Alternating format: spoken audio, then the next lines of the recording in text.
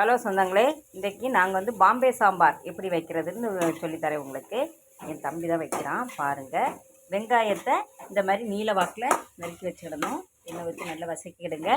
அதுக்கு தேவையானது வந்து ஒரு 7 பல்லாரி பெரிய வெங்காயம், தக்காளி ஒரு 4 தக்காளி, இஞ்சி இதேமாரி தட்டி வச்சுக்கிடுங்க. கடலை மாவு கொஞ்சம் எடுத்து வச்சுக்கிடுங்க.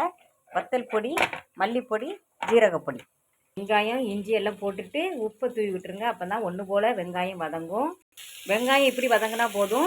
தக்காளியை போட்டுருங்க. இந்த ஸ்டேஜ்லேயே தக்காளி கொஞ்சம் நல்லா வதங்கின உடனே ஒரு கரண்டி வத்தல் பொடி போட்டிருக்கேன், 2 கரண்டி மல்லிப்பொடி போட்டிருக்கேன், கொஞ்சம் ஜீரகப்பொடி போட்டிருக்கேன். உங்களுக்கு காரம் எவ்வளோ வேணுமோ அதுக்கு தகுந்த மாதிரி போட்டுக்கோங்க. நாங்கள் கடலை மாவு ஊற்றினோன்னா கெட்டி ஆயிரும். அந்த கெட்டியான உடனே நம்ம தேவையான அளவு தண்ணியை ஊற்றி கொதிக்க வச்சிடலாம்.